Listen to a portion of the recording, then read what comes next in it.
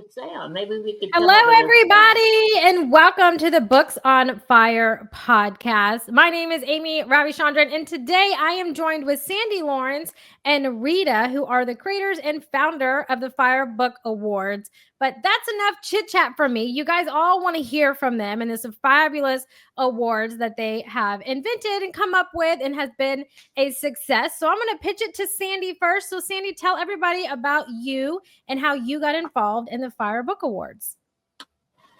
Hey, the FIRE Book Awards. It has been fun. It's been exciting to get back into stuff.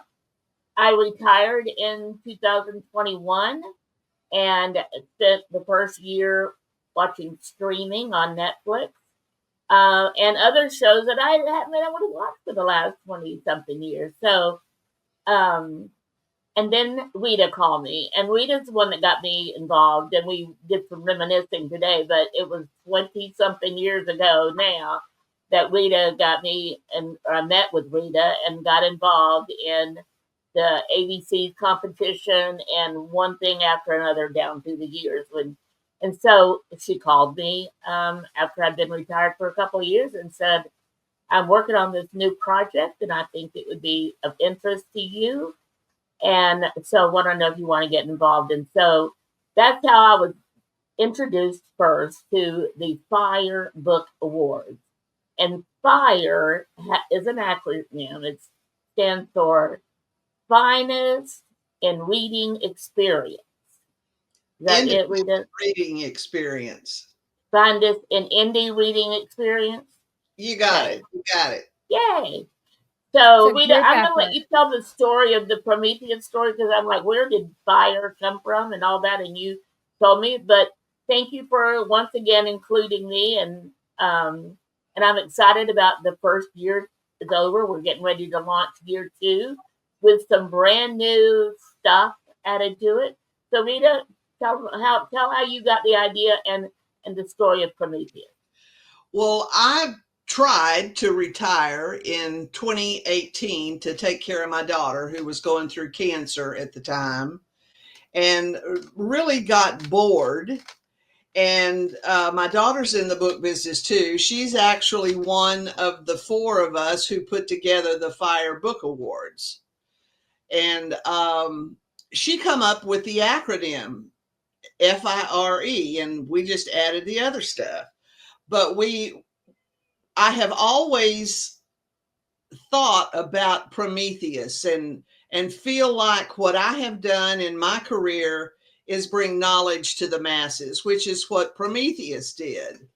He brought fire to the masses against his father's wishes and ended up suffering the rest of his life chained to a pedestal with the birds picking his eyes out every day.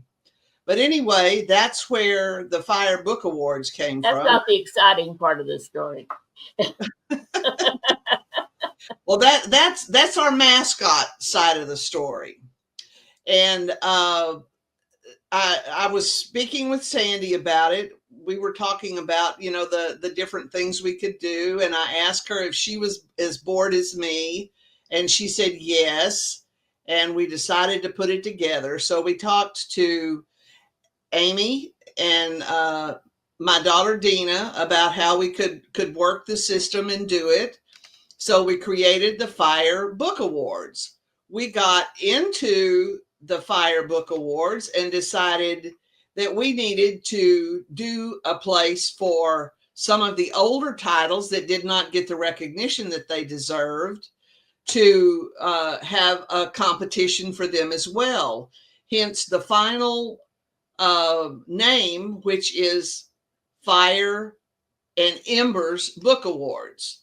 The FIRE Award is for the current year's copyrighted date, and the Embers Award is for 5 years prior to the current date. You have to have that on your copyright page to be eligible to win. Our goal is to help the independent and the self-published author produce a better product and produce a product they can be proud of, and a means by way of winning an award to help them with their marketing and their expertise. And the Books on Fire podcast, which we're talking about today, ended up a way and a means to help also get the word out about the people who had won our competition, or the finalists in the competition. So we have, I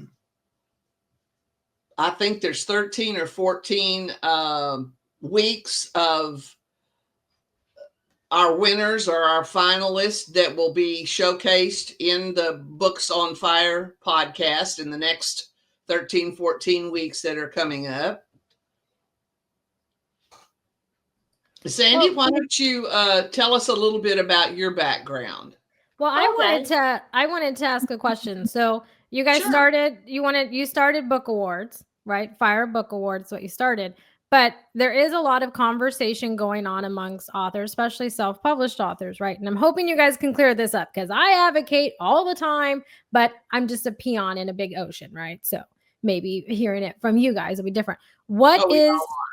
Yeah, right. I know. We're all just little peons trying to survive, right? But when it comes to book awards, right, sometimes it can be a saturated market. And so I'd love to hear both you guys' kind of take on how important book awards and submitting to them, and if you win them or you become a finalist, how important is that, especially for self-published authors, and just building recognition, getting their name out, and having, awards and, street cred is how I'm going to say it, under their belt. Would you say that that's super important, or what is your stance? Because mine is, I advocate apply to any and all in which you see, because you just never know who is listening or appealing. But just having the title award, right, on your book, award-winning author, just gives you a leg up, right, especially in self-published. So I would love to hear your guys' opinion. Yeah, I'd love to hear your guys' opinion. You guys have been in the industry longer than I have.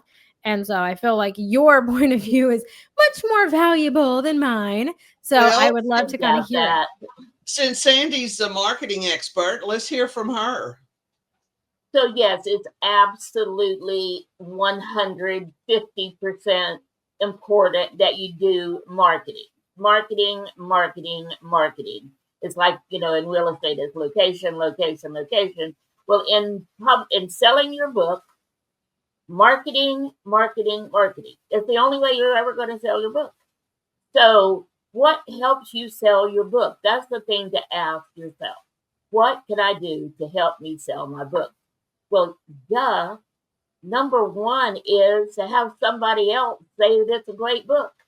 Have you ever had somebody say to you, you got to read this book. It's a great book. All of us have read books because of that, or authors. I've got a granddaughter that lives with me, and she's constantly saying to me, Grandma, you got to read this book by this author. It's great, and it's a great story, and it's the one you'll love. So if people who have been in the industry as long as we have, and Rita and I together have probably been in the industry longer than we want to admit we've been alive. 50 years. Hey, that's a proud number. Be proud of that number. It's a wonderful number. I am proud of that number. I'm proud of that number. So if we're not the judges, however, we're just the ones coordinating this, and I'm the one doing the marketing for it. So if in your marketing, you can send out a press release saying, I just became a gold nominee, a gold recipient of the FIRE Book Awards, or even better, hey, I just won. I was number one, just like Russell Little that we interviewed a few days ago, can say he was the number one author for the FIRE Book Awards for 2024. What kind of reward can you get for that? So that's one of the things that and Rita mentioned that one of the things we wanted to do was help with the quality of books that are published by indie authors and self-published authors. So our goal was to help them meet all the requirements that Random House has been doing for years and years, and have books that rank right up there with them. But there's no other, that you don't just rank your own book and say, hey, my book's as good as Random House. somebody else has to say that book is good. That's a great book. We had a book launch last night for Bjorn Lesson, and his book was #1 in the Embers for 2024. And to hear him talk and tell of the stories of his books and how many more he's got planned, and he plans to enter 3 books in the FIRE Book Awards for 2025. He's publishing all 3 of them this year. So get in there. That is I can't stress how important, how critical the marketing is, and winning an award or getting a recognition or having somebody write a good review that reads it as one of the judges or something. That is the best way I can think of to get a marketing campaign going. One of the reasons that we're doing the Books on Fire podcast is because it was recommended to us that one of the marketing is that we interview some of the authors. So we started out in spotlight interviews, and then all of a sudden the spotlight interviews became Books on Fire podcast. So all of us are looking for credible statements, credible experiences, something to boost our marketing. Well, and I would like to add, winning the award is only the first step. If you win that award, you've got to get out and bust your butt to get the information out there that you did win that award. The people aren't going to come to you. They don't know who you are with, a couple of 100,000 books published a year. You've got to get in their face. So winning the award is just the first step.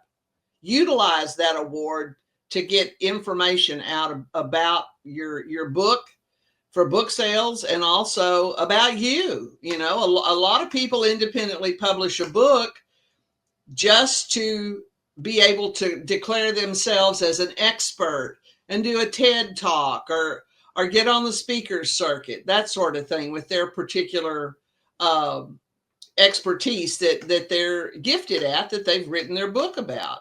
So get out there and hustle that book. I cannot tell you how many projects I've worked that people have won an award, but they did nothing with it, compared to people that I have done book projects with who have won awards and got out and hustled.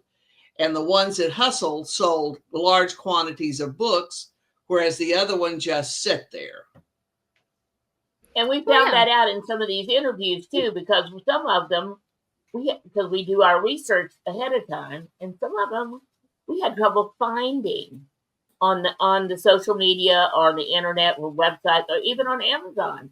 So we've had some straight talk with some authors that said, make it easy for people. If they hear about your book, hear that you won an award, don't make it difficult for them to find you. Then be visible, be there with social media, with press releases, with anything you put on the internet, remember, stays there. So anything you can get people to say about you, review your book, all of that, it's there for someone that's looking for a book like yours or looking for you specifically.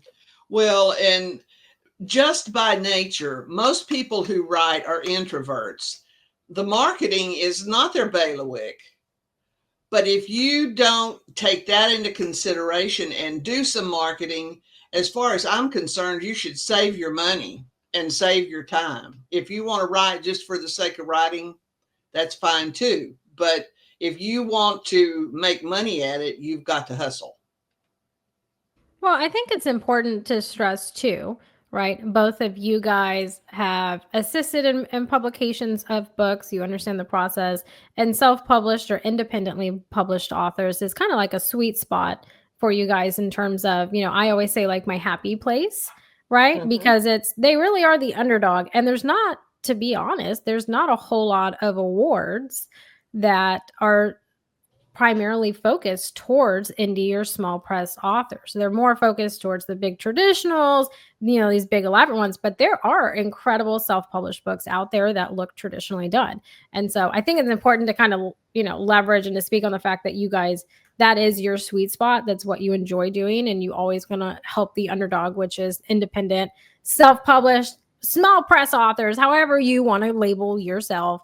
And I think that that's important, and that's why you started the FIRE Book Awards to begin with, right? So it's not that it's a passion project. I'm not going to say that, but you guys have a passion for the underdog and the writing community, and I think that's something valuable, and I think it's important, right? Because they don't have a whole lot of stuff. Just truly, they don't. Right. But you guys also did say one thing led to another. You were doing these author spotlights with all of your winners and finalists for the book awards. And that turned into what we're on today, the Books on Fire podcast. You know, like it's crazy how things with you guys just evolve into these big projects and fun things. And so I'm excited to hear a little bit about, and you don't have to, no spoiler alerts. You don't have to give us spoilers, but what are some of the things that you guys are thinking about or that's currently percolating that you want to eventually add to the Fire and Ember Book Awards or even Books on Fire podcast? What is kind of what do you see happening or evolving in the next couple of years for this project? We met today with a little friend of ours, Melissa Williams Murphy. She's gotten married since we've known her, so I never remember her last name. I can't believe I did that time. But she has a nonprofit, and she teaches children to write. And we are talking about collaborating with her and going in as a partner with her project of teaching children to write and having another, besides the FIRE Award for current titles, and the Embers Awards for the books that have been published 5 years prior to the current date. We're thinking about having books that have been published specifically by children. Written and published. Exactly. Yes. Written for children or written by children. Exactly. And we're excited about that. We think that can we're all about literacy and helping people learn about the publishing industry. Why not help children, Yeah, I mean, you're encouraging our younger generation to write. Exactly. Because, someone like me who is not a writer by any means, I can copyright. That's my thing. But English was not my favorite subject. I did not enjoy grammar. And I am what Dina would call a grammar vandal. I'm terrible at it. And so writing just wasn't my thing. But encouraging the younger generation to write, then they can be better than me. That's what I would say. Well, I thought it was interesting how they do things. I did not know, she explained this today, that they choose 125 kids, and I think it's below the age, while they're in school. I don't know the exact age group, but they write poetry, they write short stories, and of those 125, 2 of them are chosen to actually write an entire book, or not write a book, but publish a book.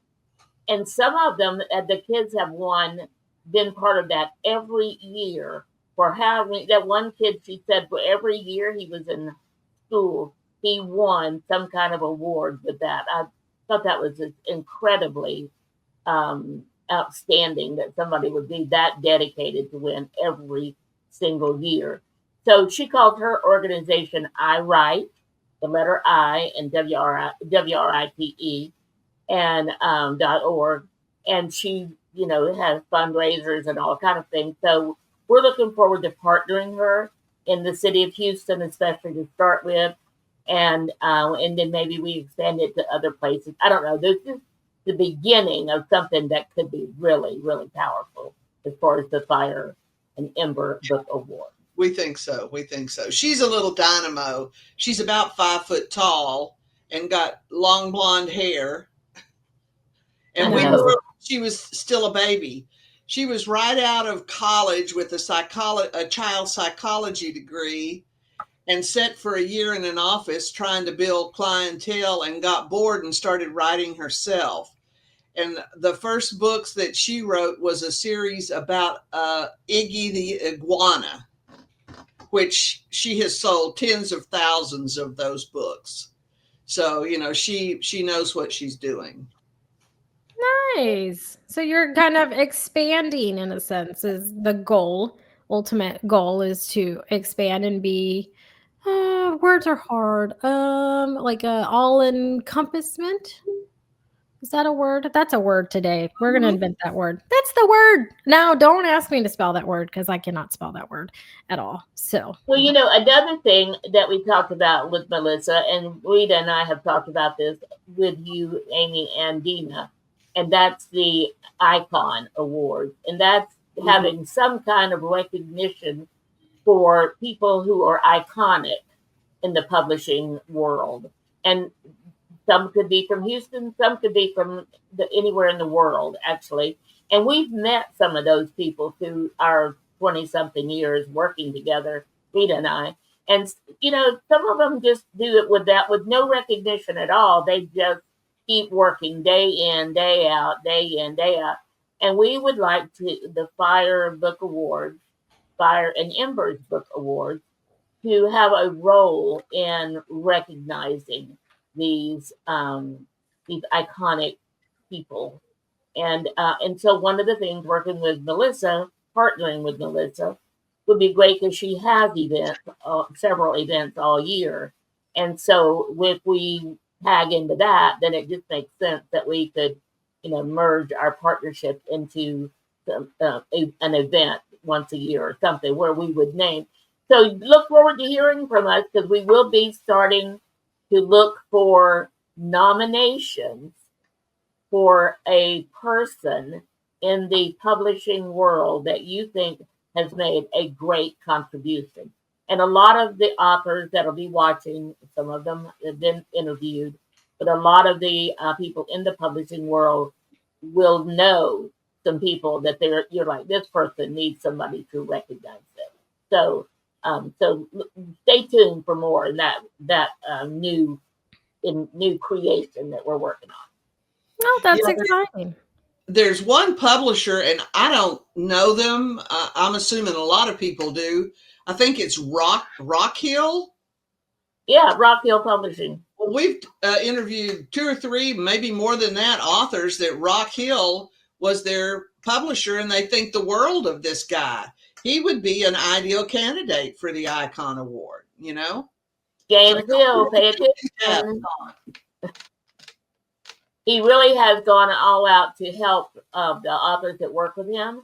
And when we were interviewing Aimee, we were interviewing David Baylog the other night, and he said he and Haley, who left James and started another publishing company, but they want to do the same thing James has done, and that is help new authors get started. So I just absolutely love the publishing world because nobody else says, hey, I'm going to start this company so I can help new authors or new whatever in your field. So I love that the publishing world is very helpful with new people, with sharing the things that went right and sharing the things that you might want to put the brakes on with that one. So I love that. And I'm so glad to be part of that kind of industry. Well, I think it's important to recognize people that are like not making waves in a bad way, but are like enhancing the writing community, especially in the indie, small press, self-published authors, right? I think it's important to recognize those because there are a lot of them out there and they don't get the recognition that they truly do deserve. So I think that's great. I think that's an ultimate, goal to do. And I think it's the right thing to do because nobody notices them at all. Yay. So we will notice them. Yeah. Rita, you were going to say something? No, it was just one word. I can't remember what that word was now, but that's what old age brings to you. Hey, my grandmother used to do that, and then she just been like, "Oh, out the window," and then we'd be like, "Oh, well, maybe it'll come back." Yeah, maybe it's a bird and it's gonna come back, right? So no, I mean I get that for sure. So I want to pivot a little bit, right? Because you guys touched on it, but you don't talk a whole lot about it, right? And that's your guys' background in just publishing, working with authors. Sandy, you highlighted that you did marketing and then, you retired and you have watched all these shows that you couldn't watch for 20 years. And I'm in the boat where I'm like, oh man, I really want to watch these and I can't, right? And so I want to dive into more of, your guys' background, specifically where you're coming from, and kind of how that, in a nutshell, kind of transpired. So I guess let's start with Sandy, how you and Rita met, because you guys have been friends forever. I mean, I remember before I moved to Houston, I was hearing about Rita, and I know you guys have been friends longer than that. So I want to hear how you guys met and your backgrounds, and then, come full circle into FIRE Book Awards. Well, Rita, you know what? I tell that story all the time. Why don't you tell us this time how we met? Okay. Because you're telling it from a totally different way, a different side than I am. Okay. Well, I used to be the president of the Authors and Publishers Association, which was a local group of people who either had published or wanted to learn how to publish. And we would do workshops at the local HEB market. They had a community store. And that's where I was introduced to Sandy by her mother-in-law, who did a cozy tea. Isn't that the Cozy Mysteries? Yeah. She wrote Cozy Tea Mysteries, and we got together, talked a little bit. Sandy was newly retired from HP, and I don't think we met afterwards, but we didn't really get to know each other until you had your big retirement party at Papa Do's. Oh, I forgot all about that. And a friend of ours said, why don't we go and encourage her? We need more people in this business. So we went to HP, and we have been pretty much joined at the hip ever since then. And that was did we decide it was 2003? 2002. 2002. Wow. So we've known each other 23 years now. Because you know what happened in 2003, Rita? I had to have surgery. And right after that, I had a party at this restaurant over on 59. And, what's his name? This guy helped me with get it set up and everything. And that's when I first found out that Dina had been married to my best friend, Connie. Oh, yeah, that was cool. We had no clue. There was a restaurant that was over on 59. Taj Mahal was the name of it. It was the Taj Mahal, and he rented out the whole restaurant and had this big party for me.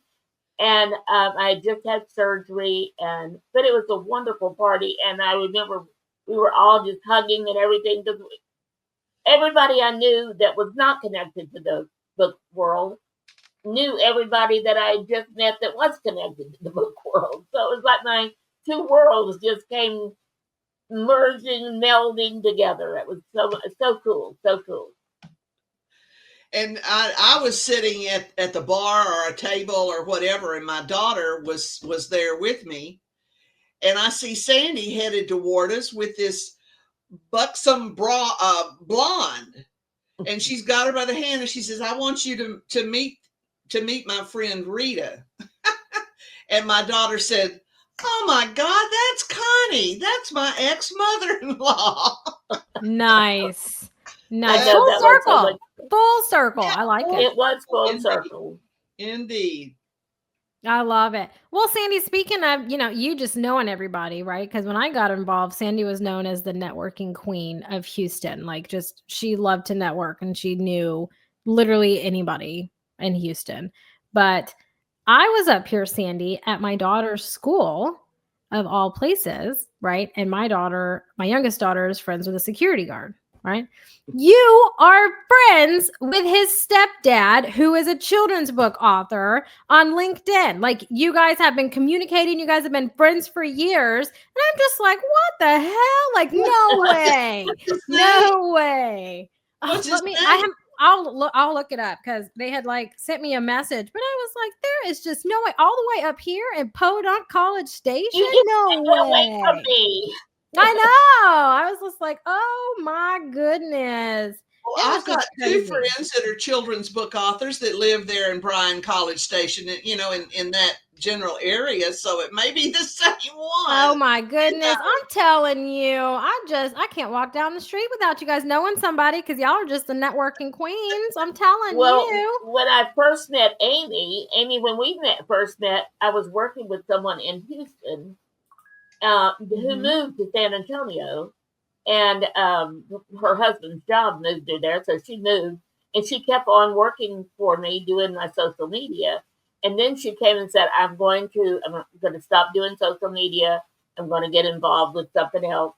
And she said, but I have somebody that's been working with me that I think you'll enjoy it, and she'll do a good job for you. And I'm like, okay. So she handed me off to Aimee. And so I had never met Aimee. We talked occasionally. No, we didn't even talk that often. She just did the social media magic that she does. And then I don't even remember the first time I met you. Did you come to Houston before you moved here, or was it after you moved here that I met you? No, it was after I moved here. I think That's what I thought. the first time I actually met you was Minot's book launch that was at your house. That was the Oh, first that's time right. I had met you. You had met Josh. I did not have green hair or kids at that time. And like No. I moved all the way like South Houston, like Clear Lake, and Sandy's like 2.5 hours from me. And I'm like, well, we're going. Okay, we're going. But okay, so the guy's name is Alex Zarate. That No, does sound I think so. familiar. Oh, I'll for have the to go love look. of God, I'm telling you. I know you guys are I'll friends and have to go everything. look him up. I'm How do you telling spell it? you. How do you spell his last name? Oh, Sandy. Okay, let me. Zarate. Okay, But like okay. it was just crazy because he was like, oh. Yeah, because he asked me what I was doing the other day, and I told him, and he was like, my stepdad writes books. You should look him up. So I looked him up because you know me, I'm a terrible speller. He had to spell that for me, right? And I'm like, holy cow, Sandy's friends with him, and like 73 other people. I'm like, oh, for the love of God, if he knows Sandy, I probably have met this guy or heard of him at some point in time, right? So that just feeds to Sandy being the I network will have queen. to look up Alex as soon as we get done here, just to see exactly. Because I have had several phone calls with people that I met on LinkedIn, and they're like, "Oh, are you up for a quick phone call to talk about it?" I'm like, as long as you know, I am retired. I am not looking for work. I'm not looking for clients. I'm not looking to be a client. I So love other it. than that, yes, friends. I always want to be a friend. So I love it. someone I told love me when it. I was younger, if you want to have friends, you have to be a friend. So Yeah. that has been my goal my entire life, is to be a friend. I That should put must that on. that must be what me and Dina are lacking. I don't think we want to be friends with anybody. We're good. We're good. Yeah, we're content for sure. But no, Yes. I love it. It's like full If I circle with hadn't you had guys. friends all of my life, no telling where I would be. I have called on my friends for, you know, when I need somebody just to listen to cry on their shoulder. Oh, hey, I need a place to stay for a week. Can I sleep on your couch? You know, that kind of thing. Nice. And I'm still close and friends to people that I worked with in the 70s. Well, actually the 60s. My first roommate, I'm still in contact with her. Oh wow. Okay, so when you build relationships, they are long term. See, I just have my Well, and sisters. I actually got a text message this morning from a friend of mine, Jeremy Jack. Do you remember Jeremy? Oh Amy? my gosh, Yes, yes. I thought so. So he sent me a text this morning and said, we are long overdue for a catch up call. And I'm like, oh my God. I'm like, well, I'm going to be in Mexico for a month. I'm free. Call me. So call me on WhatsApp, though, not my phone. So See, anyway, this is I am too. well, this is the beauty of you guys, right? So I'm glad that this conversation kind of got started and we can go down memory lane because I feel like this is just your guys' personality, right? Like you guys don't judge the books. You guys take on the heavy lifting of managing and corralling everybody, Yeah. which I do not envy. Y'all are project managers. I don't envy that. But like your guys' personality, right? You guys, I feel like you guys are really just out there to make new friends. Okay. Like you're out there to make new friends. You are going to read their books. Yes, they're great. We love it. But you're just ultimately making new friends. And I think that's true. I think it's fair to say that Well, you that's a great thing, Rita. We have to keep that in mind for our well, marketing. yeah, For neither one of you guys have Sure. ever met a stranger. You guys just don't meet strangers. Like I'm over here stranger danger, like no. And you guys are like, "Hey, how you doing?" And I'm just like, People "Oh, just fascinate the hell out of me. well, I I get want it." to know I want to get into their brain and their psyche. I would have probably been a psychologist or a psychiatrist if I'd have got. Aimee is a psychologist. That's what her degree was. That's why I watch what I say around her. This is why I don't strive to make friends, because I'm just reading people. I don't strive to make friends for this reason, for sure. But no, I like that we can highlight, right, your guys' personality. Like, I'm sure you guys are like, oh, we just went off on a tangent. Actually, no, because your guys' personalities have shined through. And I think that is really the encompassment of the FIRE Ember Book Awards. And, you know, what Books on Fire podcast is going to be is just having long-term relationships and friendships and helping, you know, the independent small business or small presses and self-published authors, you know, give them a leg up in this game, because, you know, they have this stigma against them and it's hard to overcome that. And then when they were overcoming it, and then, oh my gosh, we got AI up in here, and now just any Joe Blow can publish a book. And so now self-publishing now again has a stigma against it, right? So they're the underdogs for sure. And small presses also have kind of a stigma, you know?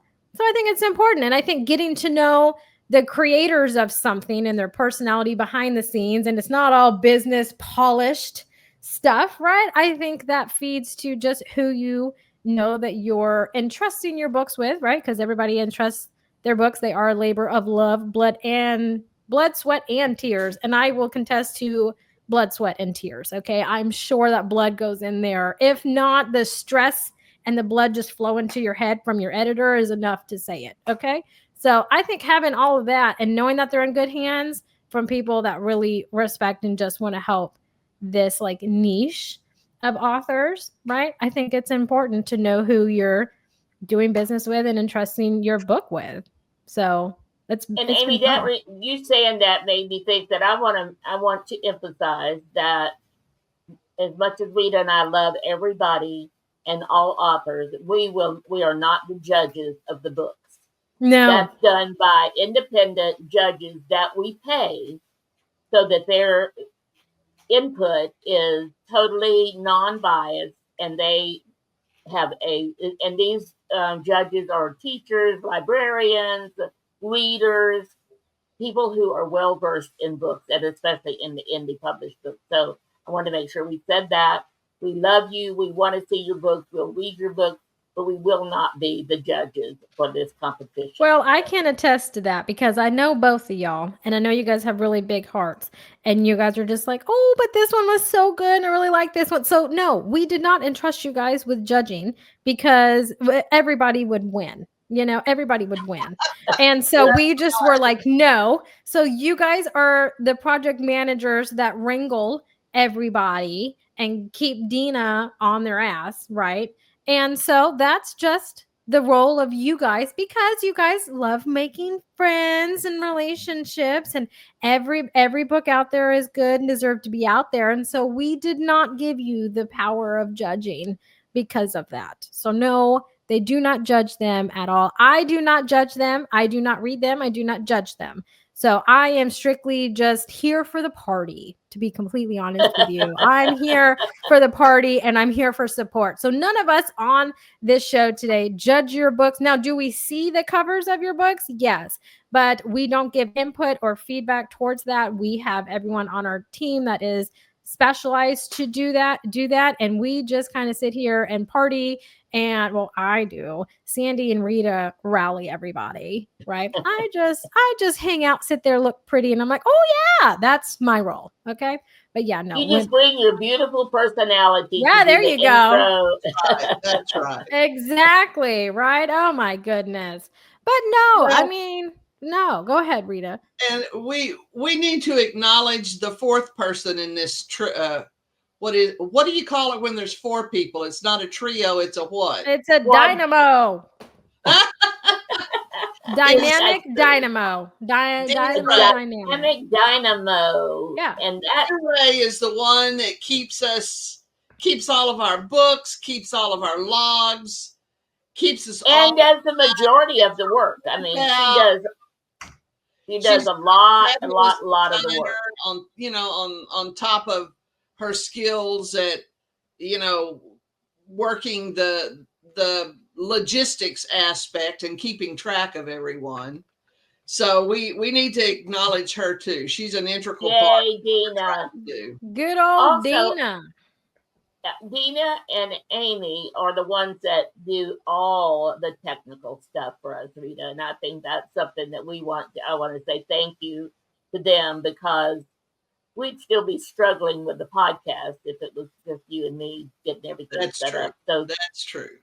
Dina Oh, did I this just look beautiful pretty. fire going on around us the whole time, and she and Aimee take turns, getting everything set up when we're doing a podcast and then disappearing while we're talking. So we have a great team, and thank you, Rita, for remembering to acknowledge Dina. That was great. I'm telling you, I'm just here to look pretty and do what Dina tells me, because Dina scares me. So I just do what Dina tells me. She calls me and tells me to do something, I'm gonna get it done. So Well, like I said, if you don't do what she says, she's going to get her whip out. I know, and I live in fear of that.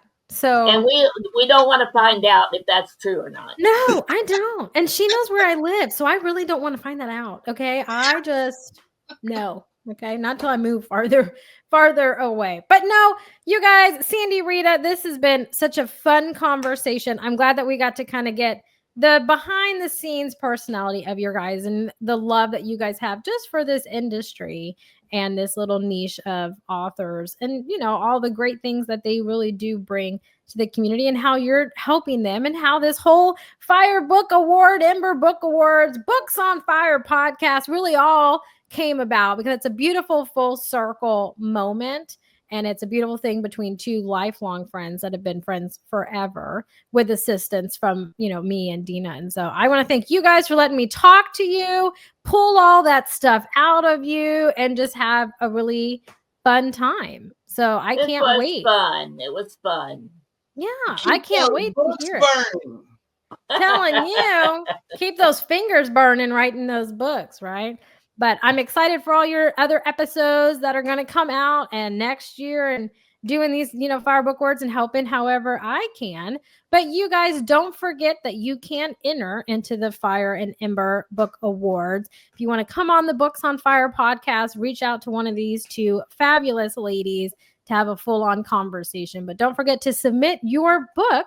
But until the next episode, you guys, we hope that all of you have a fantastic rest of your day or evening. So until next time, bye for now, everybody. Bye, everyone. Bye.